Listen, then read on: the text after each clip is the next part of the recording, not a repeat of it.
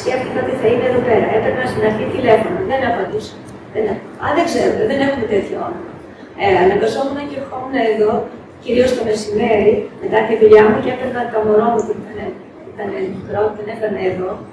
Τώρα είναι δρόμος και τέτοια. Τότε εδώ ήταν, σας λέω, στρατόπεδο, χώμα, ένα μικρό μονοπάτι που ερχόταν απέναντι από την πρεσβεία και περπατούσαμε.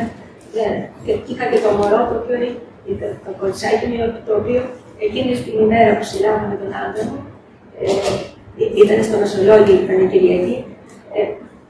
Κάκε με τον καφέ. Είχα φτιάξει ένα καφέ και το είχα βάλει έτσι πάνω στην κουζίνα και χτύπησε το τηλέφωνο και σηκώθηκε από το κρεβάτι του, σας το λέω.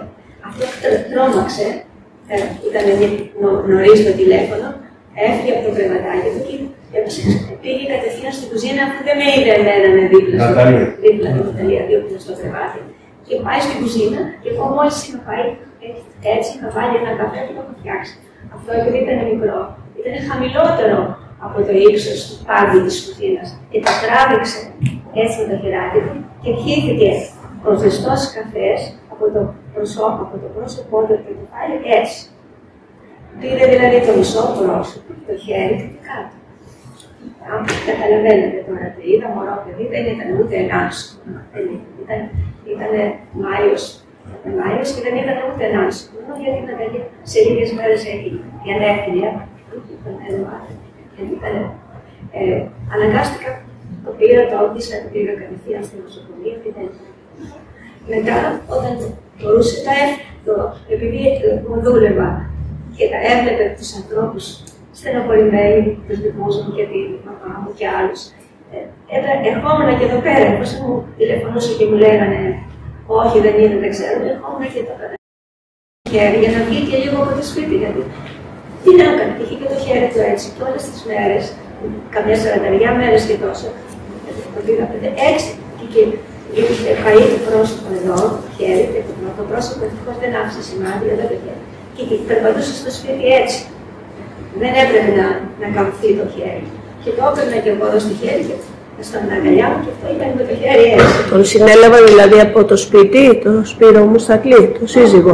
Από πού τον συνέλαβαν, από το σπίτι? Έξω από το σπίτι τη δεύτερη φορά, γιατί την πρώτη φορά τον πήρανε μέσα από το σπίτι. Ήταν 8 η ώρα το πρωί και μόλις είχαμε γυρίσει μια οικονομία από το Καρκελίσιμο και πάει να μας πει ότι υπηρετούσε κάποτε εκεί πέρα. Και όπως το έφερνα εδώ, ήταν καλοκαίρι, ήταν Μάιος, Ιούνιος, και δεν έπρεπε το καημένο να έχει το χέρι έτσι να το βλέπει ο ήλιος. Ερχόμουν μέχρι την πύλη, τώρα δεν υπάρχει πύλη. Η πύλη ήταν από τον δρόμο που κατεβαίνει στην Κόκαλη. Από εκεί άρχισε ένας κομματόδρομος. Περπατούσε με λίγα αρκετά και υπήρχε μια πύλη εδώ. Αυτή στη Δρένια. Μια πύλη η οποία υπήρχε στρατιώτες της ΕΣΑ, που τους λέγαμε όλοι αυτοί οι στρατιώτες που υπηρετούσαν την ΕΣΑ, τους λέγαμε εσατζίδες. Άρα σας έλεγαν ότι δεν είναι εδώ δηλαδή κάθε φορά που έρχοσαν? Τους έλεγαν ότι ήρθα και δεν άκουσα τέτοιο όνομα. Δεν ξέρετε πού είναι? Για πόσες μέρες? Για 49 μέρες. Και μετά όταν τηλεφωνούσα και κάποτε τελικά. Μια μέρα πια, ήταν κατά σύμπτωση Σάββατο, περίμενα, πολλές φορές έμπαινα και λίγο μέσα εδώ σε κάτι φίλη της και περίμενα. Έμεισα και άλλους γονείς που περιμένανε και αυτοί εδώ πέρα. Περιμέναν, όλους ερχόταν και περίμεναν. Άλλους έδιναν άδεια να έρθουν, άλλους όχι. Τέλος πάντων, μια φορά επιτέλους παρουσιάστηκε κάποιος, δεν ήταν ο εσατζής της φίλης του Φλουρός. Μου λένε, ήρθε κάποιος που ήταν κατάλαβα πως ήταν αξιωματικός. Και του είπα εγώ ψάχνω. Ναι, λέει, τόσο καιρό κτλ. Ναι, δεν έχει τίποτα. Λέει, κάποια μέρα πήγε, αρρώστησε λίγο, ελάτε τη Δευτέρα να τα πούμε. Και έφυγε και κατάλαβα. Και ετοιμάστηκα τη Δευτέρα και ήρθα εδώ και με πήρανε αυτοί, αυτός ο αξιωματικός και οι σατζίδες με αυτοκίνητο, όχι στο αυτοκίνητο. Έτσι παγιά. Όχι, κανονικά, δεν θέλανε να φέρουν. Και πήγαμε στο 401 νοσοκομείο.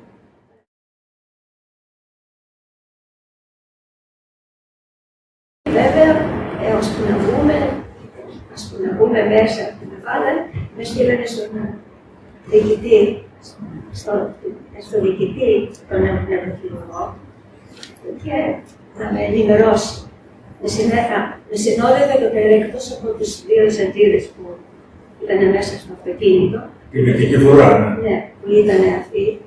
Ήταν και ένας γιατρός από εδώ, υπήρχε και ένας γιατρός στο στρατόπεδο, ο οποίος απλά ερχόταν, έτσι δεν τους εξήταζε, απλά τους έδινε, έλεγε πονάω, πάρε πορτοκαλάδα.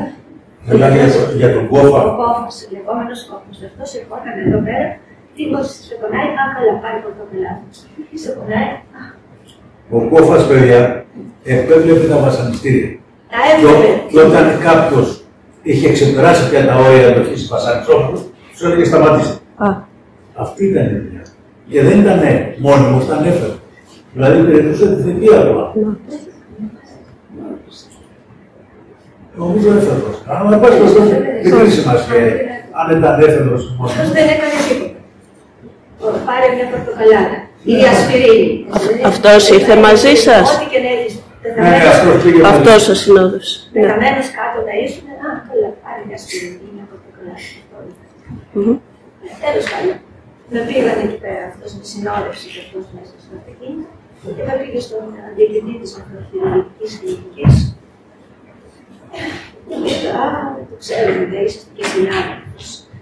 Πάτε το φυλάδιο, πάτε το άτομο σας να δείτε, δεν θέλω να σας πω τίποτα. Πάτε μόνοι σας και είδε ότι ήταν ολόκληρο τετράδιο. Πάτε να δείτε. Επειδή εγώ, η αγωνία μου ήταν, αυτοί ήταν τόσες μέρες είχαν περάσει. Να δω τουλάχιστον αν είναι ζωντανός. Όταν πήγα και κατάλαβα ότι είναι ζωντανός. Και μετά ήθελα να μου πει τι έπρεπε. Ελέστησε συνάδελφος, πάρτε το φυλάδιο, να το δίνει ένα στο τετράδιο και διαβάστε. Εγώ αμέσως ξεφύγησα τα φύλλα, γιατί ήξερα ότι μέσα σε αυτό το φυλάδιο που είναι για το ασθενή στο βιβλίο, ότι θα έχει ημερομηνία. Ξέρω, στις γιατροί γράφουν πάντα ημερομηνία σε κάθε τι. Ξεφύγησα μέχρι να δω την ημερομηνία σε κάποια φύλλα. Μόλις βρήκα την ημερομηνία, του λέω έτσι το βάζει. Πάρτε, δεν μου χρειάζεται, δεν το θέλω. Μένα με ενδιαφέρει η ημερομηνία. Να με πάτε να το δω. Με συνοδεύσανε και με πήγανε στην νευρολογική κλινική, στην νευρολογική κλινική του 401. Τώρα δεν θέλω να φέρω. Εντάξει, πήγαμε, τον είδα παράλληλα και τα λοιπά, δεν θέλω να πω.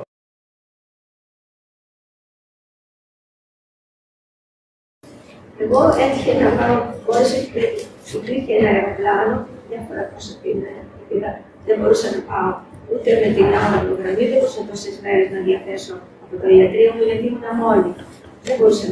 Και πήγα με το αεροπλάνο, στην Αλεξανδρούπολη υπήρχε αεροπλάνο.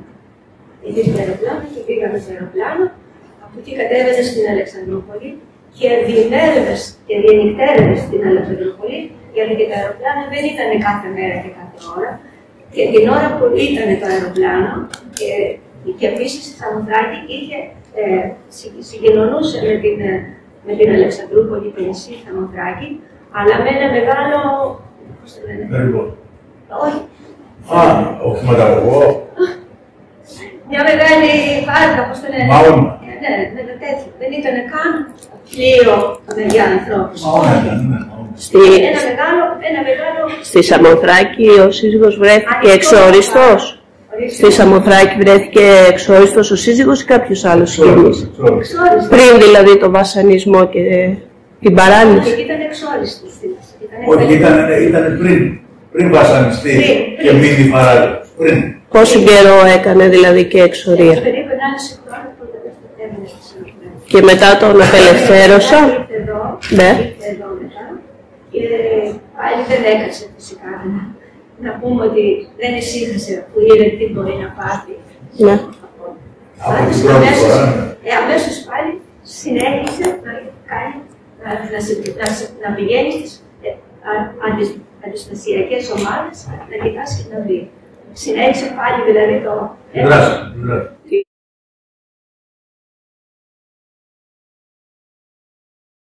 Γι' αυτό και η οικογένεια είχαν αφήσει μια σύνταξη και γι' αυτό οι οικογένειες των στρατιωτικών είχαν πρόβλημα.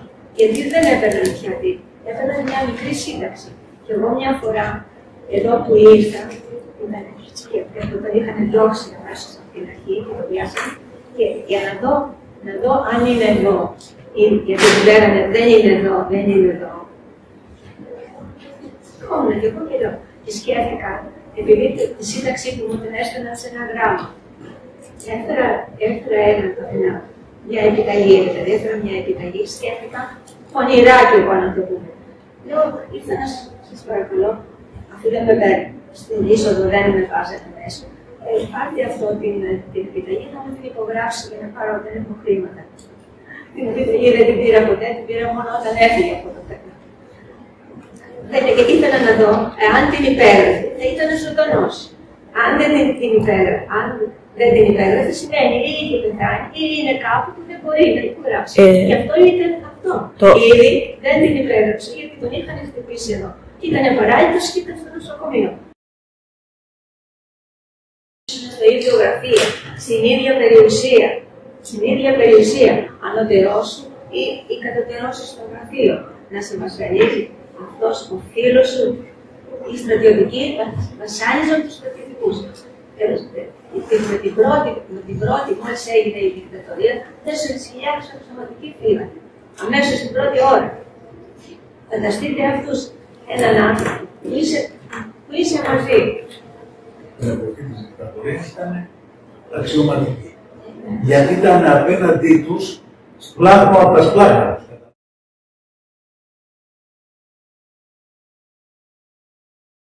Το βιβλίο λέει ότι δεν τον είχε δει. Εγώ που τον έβλεπα, κάθε μέρα που τον βλέπω, λέω, εγώ τον έβλεπα κάθε μέρα που δεν θα μπορούσα ποτέ να δώσω όλη αυτή την ομοιότητα, την έκφραση. Είναι καταπληκτικό από πλευράς έργου. Δεν λέω γιατί είναι ο Σπύρος Μηστακλής, απλά γιατί έτυχε.